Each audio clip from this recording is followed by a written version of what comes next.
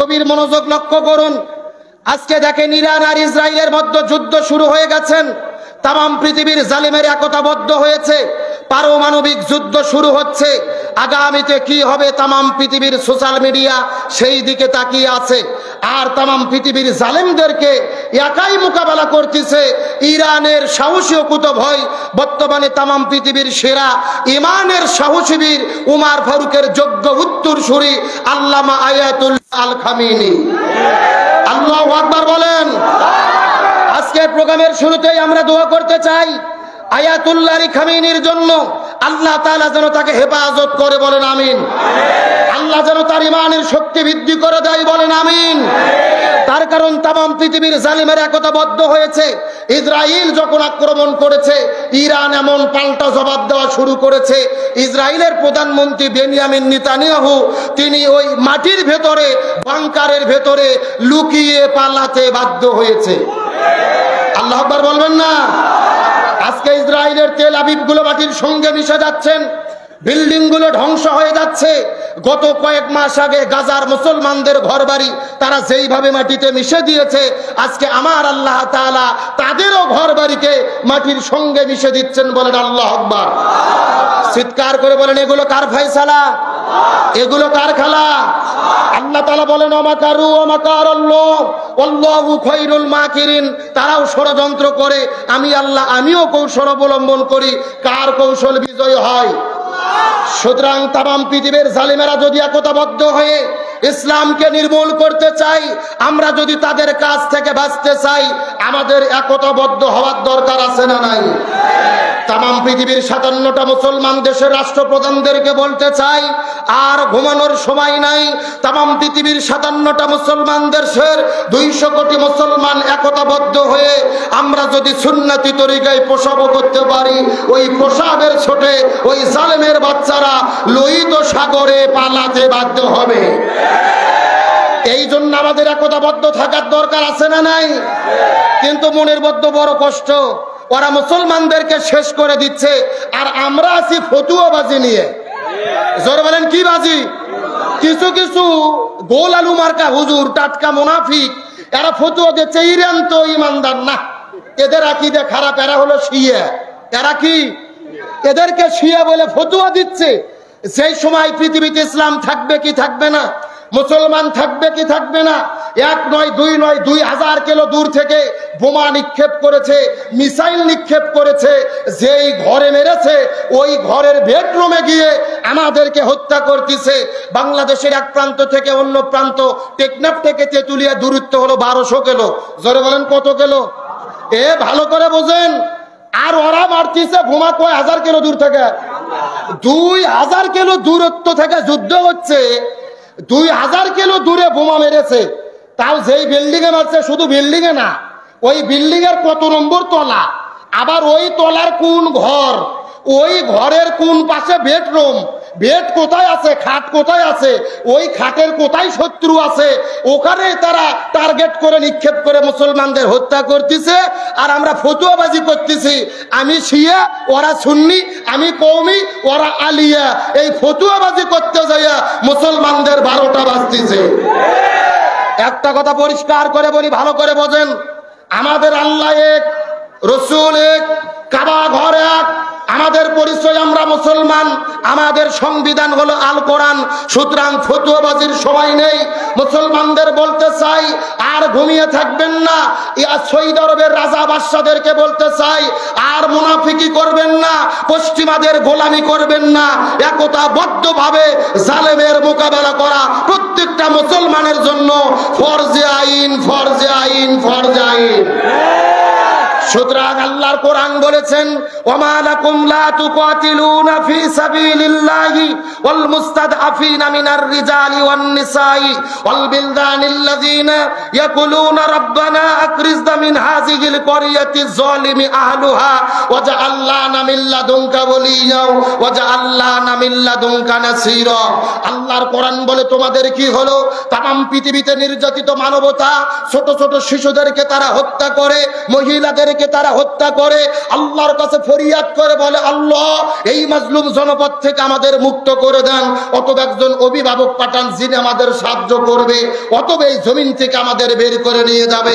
সুতরাং বলতে চাই, বগুড়ার মুসলমান যদি ডাক আসে তামাম পৃথিবীর 200 কোটি মুসলমান হাতে হাত রেখে প্রয়োজনে মাথায় কাপড়ের কাপড় বেঁধে ওই নির্যাতিত মুসলমানদের পক্ষে দাঁড়াতে 7 সাগর 13 নদী পাড়ি দিয়ে প্রয়োজনে মুসলমানদের কাছে ছুটে যাব, জীবন দেব, শহীদ হব, জালেমের কাছে মাথা নত করব না, করব না, করব না।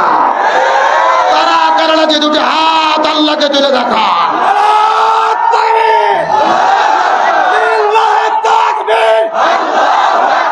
বিশ্বের মুসলিম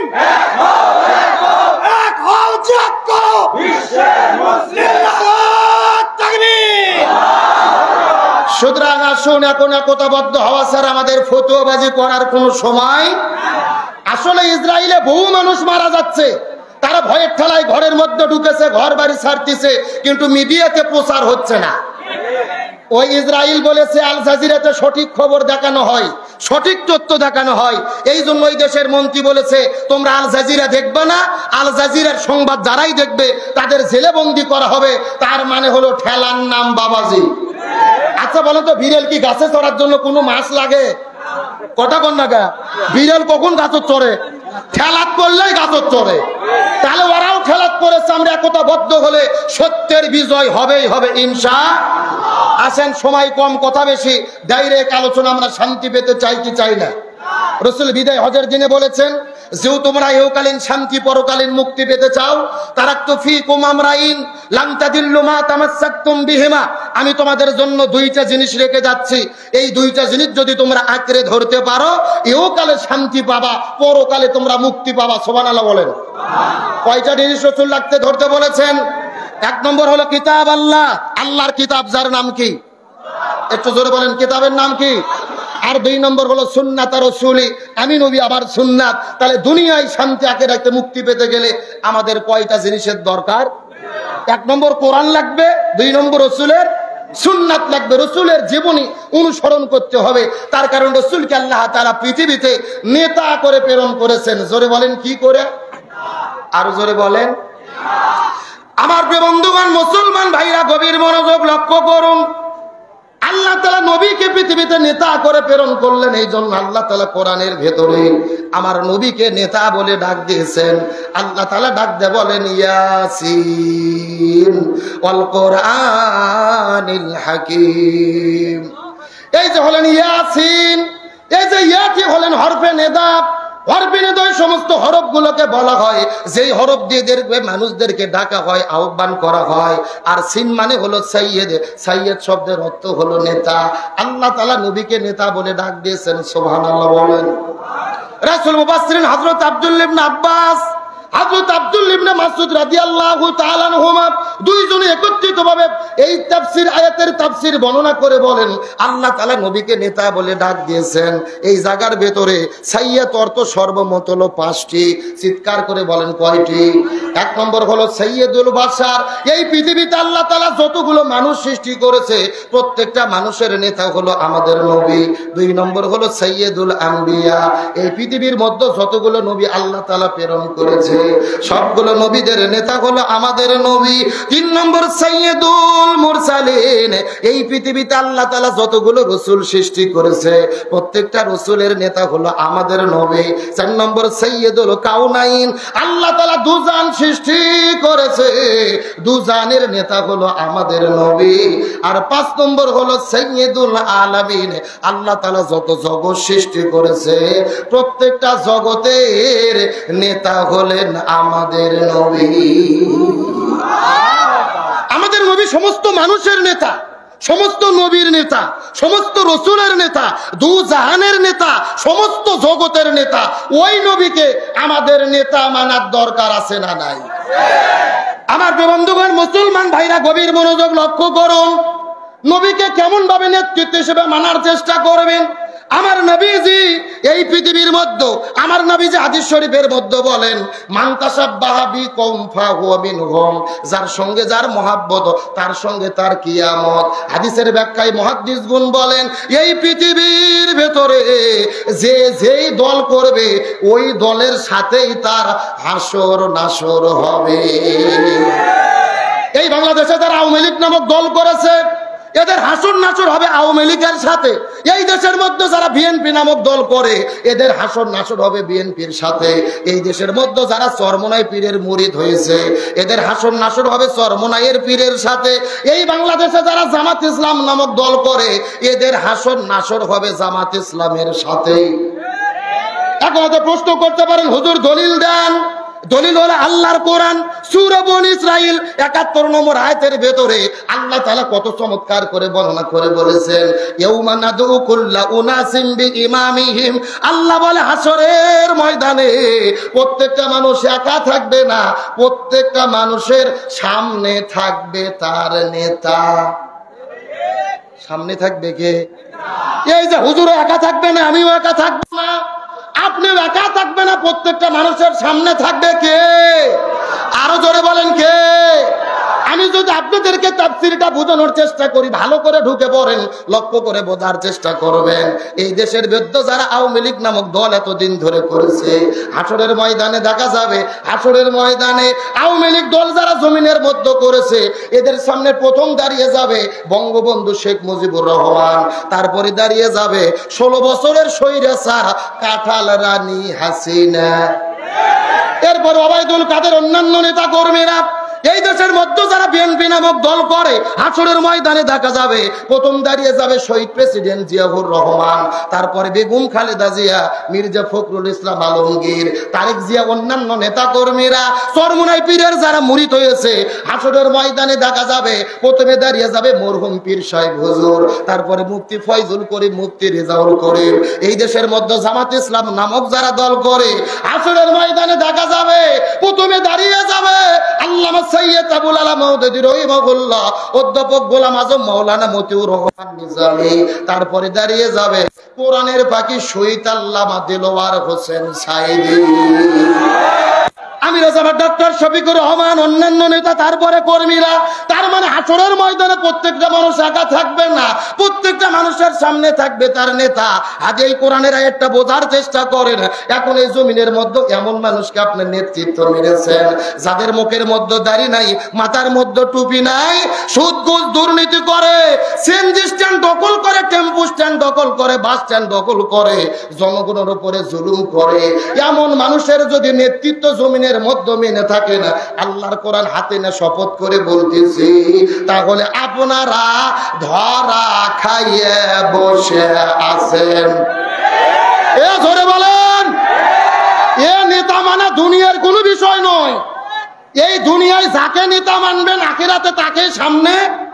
এখন আপনি সিদ্ধান্ত আপনার, আমার দায়িত্ব কোরআনের কথা বলা, মানা না মানা এটা এরুলিয়াবাসীর ব্যাপার। কথা বল না। এখন দেখেন আপনি সুদ ঘুষ দুর্নীতি বা চাঁদাবাজ, সিএনজি স্ট্যান্ড দখলকারী, টেম্পু স্ট্যান্ড দখলকারী এমন বাটপারদের সামনে দেখতে চান নাকি আলেমদেরকে দেখতে চান? এই সিদ্ধান্ত আপনাদেরকে নিতে হবে। আল্লাহর কোরআন বলেছে, লাকাদ কানা লাকুম ফি রাসূলিল্লাহি উসওয়াতুন হাসানা, রাসূলের মধ্যেই রয়েছে সর্বোত্তম আদর্শ। আপনি যদি পৃথিবীতে সর্বশ্রেষ্ঠ বাবা হতে চান নবীর তরিকায় হতে হবে, সর্বশ্রেষ্ঠ নানা হতে চান নবীর তরিকায় হতে হবে, সর্বশ্রেষ্ঠ ব্যবসায়ী হতে চান নবীর তরিকায় হতে হবে, সর্বশ্রেষ্ঠ রাষ্ট্রপতি হতে চান সেটাও নবীর তরিকায় হতে হবে। কিন্তু আমরা নবীর তরিকায় বাবা হতে চাই, নবীর তরিকায় নামাজ পড়তে চাই, নবীর তরিকায় রোজা রাখতে চাই, নবীর তরিকায় হজ করতে চাই, নবীর তরিকায় রাষ্ট্রপ্রধান হতে চাই না। ভালো করে বোঝার চেষ্টা করেন। আমার নবীজি ছিল মসজিদুল নববীর ইমাম, আবার মদিনা নামক রাষ্ট্রের রাষ্ট্রপতি। আমার নবী ছিল রাষ্ট্রপতি। জোরে বলেন, আমার নবী কি ছিল? কে রে নবী রাষ্ট্রপতি ছিল বলতে ভয় লাগে, লজ্জা লাগে? আমার নবী ছিল রাষ্ট্রপতি। জোরে বলেন, আমার নবী কি ছিল?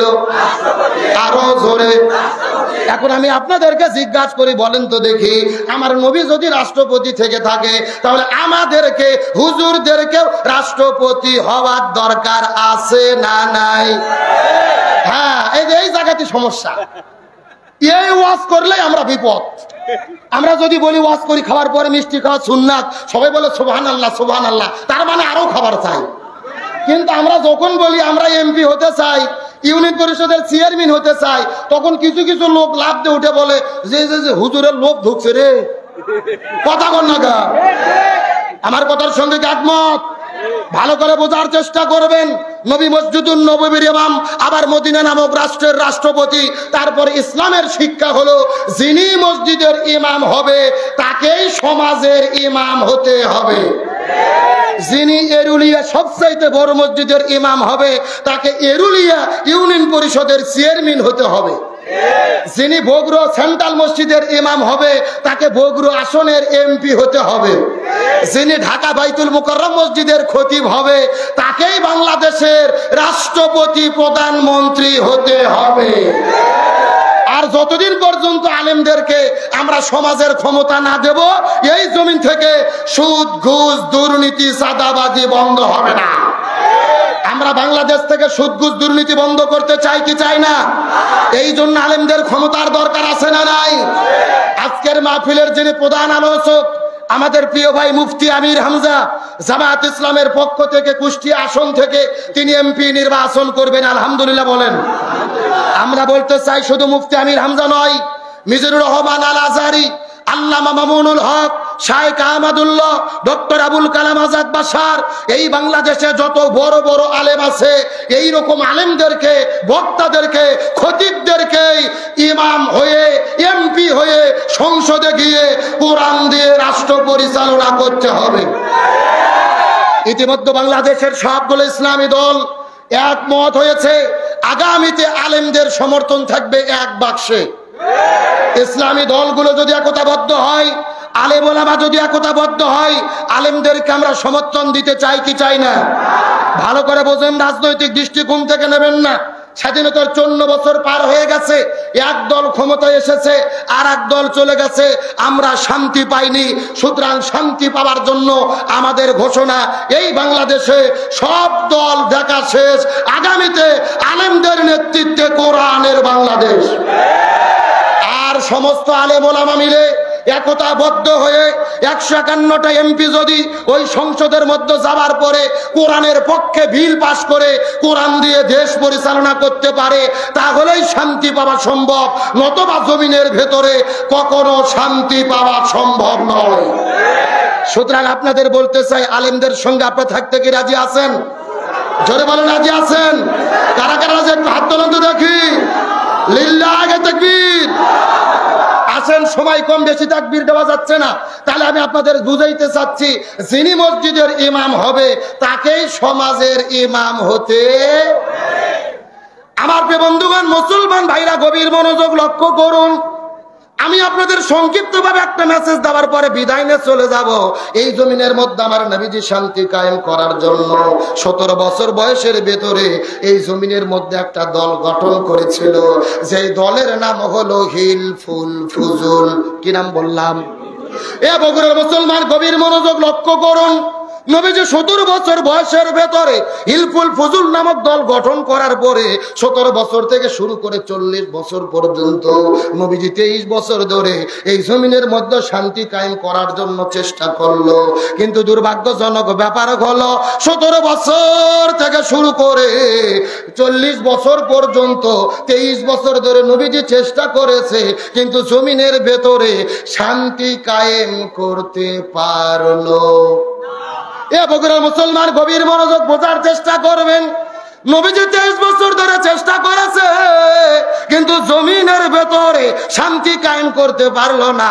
কিন্তু নবীজির বয়স যখন 40 বছর হয়ে গেল, আল্লাহ নবীজির উপরে যখন কোরআনটা নাজিল করে দিল, নবীজি কোরআনের দাওয়াত দেওয়া শুরু করে দিলেন। 40 বছর থেকে শুরু করে 63 বছর পর্যন্ত নবীজি 23 বছর ধরে চেষ্টা করেছে, এই জমিনের মধ্যে শান্তি কায়েম করতে পারলো।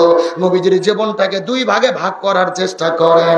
17 বছর থেকে শুরু করে 40 বছর পর্যন্ত নবুয়ত পাওয়ার আগের হলো 23 বছর, আর 40 বছর থেকে শুরু করে 63 পর্যন্ত নবুয়ত পাওয়ার পরের হলো 23 বছর। আগে 23 বছরে নবীজি শান্তি কায়েম করতে পারলো না, কিন্তু পরে 23 বছরে নবীজি কেন শান্তি কায়েম করতে পারলো? এর পেছনে কারণ হলো আগের 23 বছরের ভেতরে নবীজির কাছে দল ছিল, কিন্তু নবীজির দলের সংবিধান আল্লাহর কোরআন ছিল না। আমার কথা কি বোঝা যায়? এ ভালো করে বোঝেন। আপনার আমার মতো 2 টাকার ছুটকে ফটকে হুজুর না, এলাকার তেল তেলা গোয়েন্দার নেতা না, স্বয়ং বিশ্ব নবী 23 বছর ধরে চেষ্টা করেছে, জমিনে শান্তি কায়েম করতে পারেনি। নবীজির দল ব্যর্থ হয়েছে, তার কারণ তখন নবীজির দল ছিল, দলের সংবিধান আল্লাহর কোরআন ছিল না।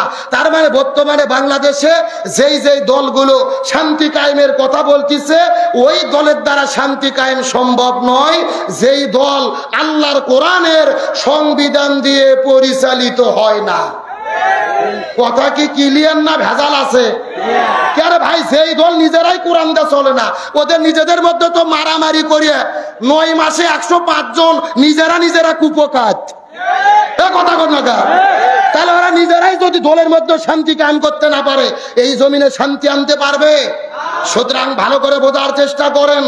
নামাজ, রোজা, হজ, যাকাত যেমন ফরজ প্রত্যেকটা মুসলমানের জন্য, এই জমিনের ভেতরে দ্বীন কায়েমের আন্দোলন করা তেমনি রূপে ফরজ।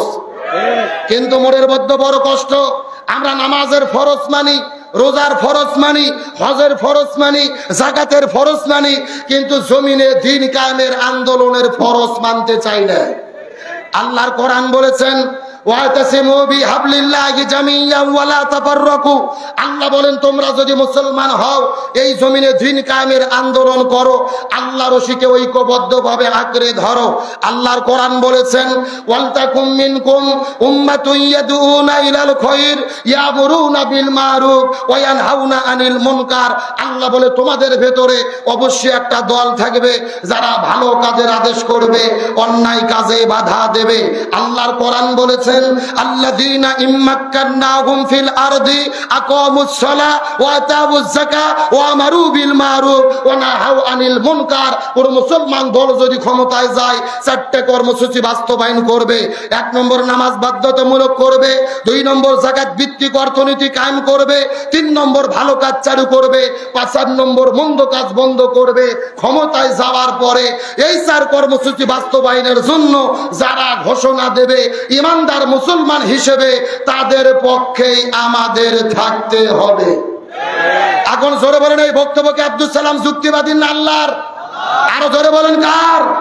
সুতরাং এই 4টে বিধান বাংলাদেশে কায়েম হোক, আমরা চাই কি চাই না? ভালো করে বোঝেন। এই বাংলাদেশের বিএনপি নামক দল যদি ঘোষণা করে আগামীতে ক্ষমতা যাবার পরে তারা কোরআন দিয়ে দেশ চালাবে, এই 4টে কর্মসূচি বাস্তবায়ন করবে, আমরা বাংলাদেশের আলেমও বিএনপিতে যোগ দেব। কথা কর না কেন? তার কারণ ভালো করে বোঝেন, বিভ্রান্ত হবেন না। আমরা কোন দলের ক্ষমতা চাই না, আমরা কোরআনের ক্ষমতা চাই। জোরে বলেন, কিসের ক্ষমতা চাই? তার কারণ বিএনপি দলের মধ্যে সবাই মুসলমানকে মুসলমান না, 90% মুসলমান। এখন এরা যদি বলে আমরা ক্ষমতা যাওয়ার পরে কোরআন হাদিস দিয়ে দেশ চালাবো, তে আমরা কি তাদের পক্ষে যেতে কোনো সমস্যা আছে? ভালো করে বোঝেন। শুধুমাত্র কোন দলের ক্ষমতা আমরা চাই না, আমরা কোরআনের ক্ষমতা চাই। সুতরাং ক্ষমতায় যাবার পরে কোরআন হাদিস দিয়ে যারা দেশ পরিচালনার ঘোষণা দেবে, এদের পক্ষে থাকা হলো আমাদের জন্য ফরজ। ভালো করে বোঝার চেষ্টা করবেন। আল কোরআনের আইন চাই, সৎ লোকের শাসন চাই, এটা কোনো দলের চাওয়া নয়, এটা হলো আল্লাহর চাওয়া। জোরে বলেন, কার চাওয়া? কিন্তু বাংলাদেশের এমনও অনেক নেতা আছে যারা কোরআনের আইনকে বিশ্বাস করে না। এই বাংলাদেশে একটা নেতা আছে যার নাম হলো ফজু পাগলা। জোরকন কি পাগলা? এই ফজু পাগলা সারা জীবন করছে আওয়ামী লীগ, এখন হয়েছে হাইব্রিড বিএনপি। মুখের মধ্যে যা আছে তাই বলে আমরা শরীয়ত আইনে বিশ্বাস করি না। বাংলাদেশে যদি কোরআন হাদিসের শাসন কায়েম হয় তাহলে বাংলাদেশ অন্ধকারে নিমজ্জিত হবে। নাউজুবিল্লাহ বলবেন না? সারাটা দিন ইসলামের বিরুদ্ধে কথা বলে। আমরা বলতে চাই, এই ফজু পাগলা বলেন, ধুলু আর বুলু বলেন, হারুন আর পাপিয়া বলেন, তারেক জিয়াকে বলতে চাই, আপনি আমাদের বগুড়ার কৃতি সন্তান, ইসলাম বিদ্বেষী নেতাদেরকে গলা ধাক্কা দিয়ে দল থেকে বের করে দেন, নতুবা ওরাও ডুববে, দলটাকেও ডুবাইয়া ছাড়বে। ভালো করে বোঝার চেষ্টা করবেন। শহীদ প্রেসিডেন্ট জিয়াউর রহমান বিএনপি গঠন করেছে, তিনি ইসলামের পক্ষের লোক ছিল। এই বাংলাদেশে তিনি সর্বপ্রথম ধর্মভিত্তিক রাজনীতির বৈধতা দিয়েছিল, তাকবীর দেওয়ার স্বাধীনতা দিয়েছিল। বাংলাদেশের সংবিধানে আল্লাহর প্রতি অবিচল আস্থা এবং বিশ্বাস তিনি স্থাপন করেছিল। ওই তায়েফের ময়দানে, আরাফার ময়দানে নিম গাছ তিনি স্থাপন করেছিল। আজও তমাম পৃথিবীর হাজিরা হজ করতে যায়, তার গাছের ছায়াতে বসে তার জন্য দোয়া করে। সুতরাং ওই জিয়ার দলে ইসলাম বিশ্বাস করে না এমন কোন নাস্তিকদেরকে আমরা দেখতে চাই না। তাহলে আমরা বলতে চাই, শান্তির জন্য কি লাগবে? আরো জোরে বলেন, এখন চিৎকার করে বলেন। আল্লাহ তাআলা আমাদেরকে জমিনে সৃষ্টি করেছে, আল্লাহর একটা লক্ষ্য উদ্দেশ্য আছে না নাই? উদ্দেশ্যটা কি? আল্লাহর কোরআন বলেছেন, ওমা খলাকতুল জিন্না ওয়াল ইনসা ইল্লা লিয়াবুদুন, আমি মানুষ এবং জিনকে সৃষ্টি করেছি আমার ইবাদত করার জন্য। সুবহানাল্লাহ বলেন। আজকের আলোচনার মেইন টপিক হলো আল্লাহর কাছে সবচাইতে প্রিয় ইবাদত কোনটি, আল্লাহর কাছে সবচাইতে দামি ইবাদত কোনটি। বাংলাদেশের মানুষের ধারণা নামাজের নাম ইবাদত, হজের নাম ইবাদত, যাকাতের নাম ইবাদত, জিকিরের নাম ইবাদত।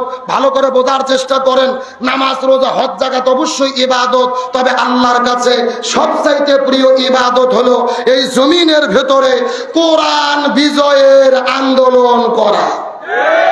ভালো করে বোঝার চেষ্টা করেন, বিভ্রান্ত হবেন না। এই বাংলাদেশে তাবলীগ নামে একটা দল আছে না নাই? মসজিদে মসজিদে যাই, মানুষদেরকে দিনের পথে ডাকে, নামাজের পথে ডাকে, ভাই নামাজ পড়েন, বহুত ফায়দা, বহুত নেকি। আচ্ছা বলেন তো, তাবলীগের কি কোনো বিপদ বাংলাদেশে আছে? নাই। আচ্ছা বলেন তো, বাংলাদেশে জিকির পার্টি আছে না নাই? কথা কেন বাঙালি রে? আরে ভাই, বাংলাদেশে যত জিকির চলে, এত জিকির পৃথিবীর কোন দেশত চলে না। যেই রকম পীর ওই রকম তরিকা, ওই রকম জিকির আছে না নাই? আমি কি দু একটা বলবো?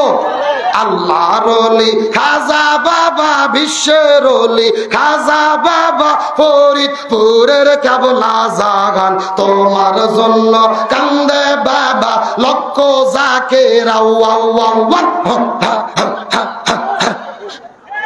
কথা কন। দুই কান্দর দুই ফেরেশতা আছে না নাই? দুই ফেরেশতা কলম বার করে শুধু দাঁত দিয়ে কামড়াচ্ছে।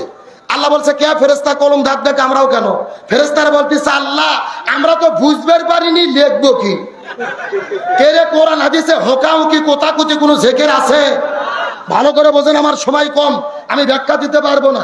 তাহলে চিৎকার করে বলেন, এই জিকিরের নামে যারা ভণ্ডামি করতেছে, এদের কি বিপদ কোনো বাংলাদেশে আছে? আচ্ছা সত্য করে বলেন তো, বাংলাদেশে কি নামাজ পড়লে বিপদ হয়? হজ করলে বিপদ হয়? যাকাত দিলে বিপদ হয়? একটা মাত্র ইবাদত বাংলাদেশে করলে বিপদ হয়। আপনারা কি বলতে পারবেন ওই ইবাদতের নাম কি? ভালো করে বোঝার চেষ্টা করেন। এই বাংলাদেশে নামাজ পড়লে বিপদ হয় না, হজ করলে বিপদ হয় না, যাকাত দিলে বিপদ হয় না, জিকির করলে বিপদ হয় না।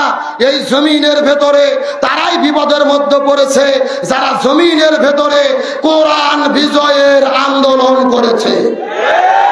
এই বাংলার জমিনে আমরা লক্ষ্য করে দেখেছি, এই বাংলার জমিনে কোরআনের পাখি শহীদ আল্লামা দেলওয়ার হোসেন সাইদি, লিল্লাহে তাকবীর, মাওলানা রুহুল আমিন যুক্তিবাদী চাচার আগমন, মাহফিলের পক্ষ থেকে, এলাকাবাসীর পক্ষ থেকে লিল্লাহে তাকবীর।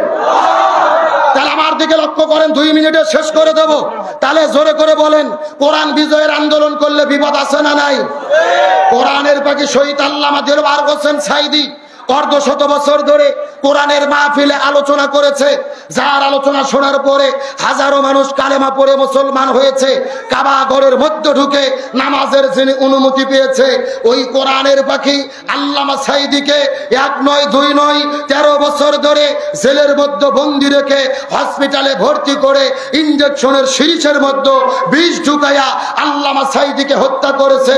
আল্লামা সাঈদীর কোনো অপরাধ ছিল না, অপরাধ একটা জমিনের ভেতরে কোরআন বিজয়ের আন্দোলন করেছিল।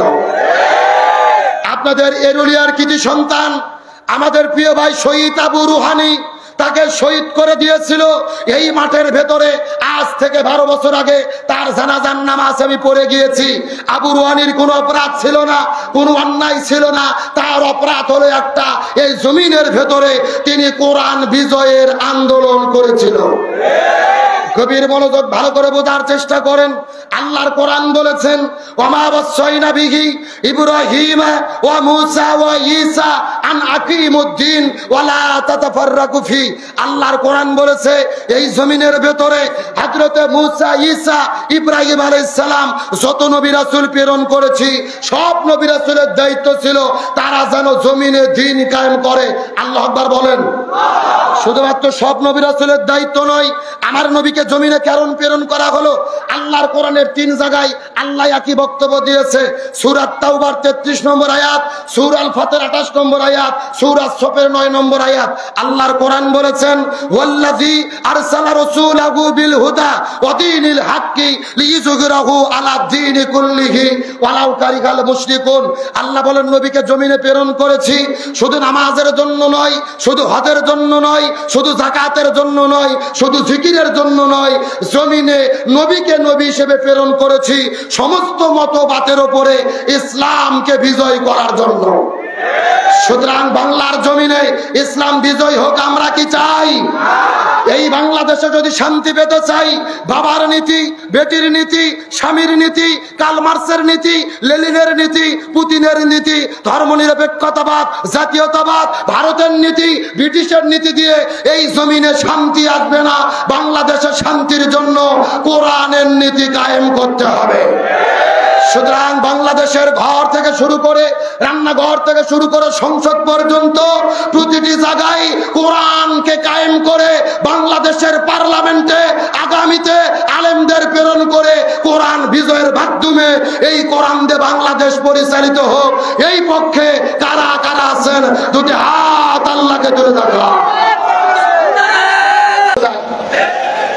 আমি আপনাদের বলেছিলাম রাসূল হাদিসে বলেছেন তারাকতু ফীকুম আমরাইন, আমি তোমাদের জন্য দুটো জিনিস রেখে যাচ্ছি, যদি তোমরা আঁকড়ে ধরতে পারো পথ ভ্রষ্ট হবে না, দুনিয়াতে শান্তি পাবে, আখিরাতে মুক্তি পাবে।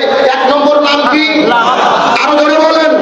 1 নম্বর কিতাব আল্লাহ, আল্লাহর কিতাব কোরআন, আর 2 নম্বর রাসূলের সুন্নাহ, রাসূলের আদর্শ। সুতরাং আসুন আজকের সংক্ষিপ্ত আলোচনা থেকে আমরা সিদ্ধান্ত গ্রহণ করি, আল্লাহ যতদিন বেঁচে রাখে আমরা আল্লাহর কোরআন এবং রাসূলের সুন্নাহকে আঁকড়ে ধরে জীবন পরিচালনা করব। আল্লাহ আমাদের তৌফিক দান করুন, বলেন আমিন।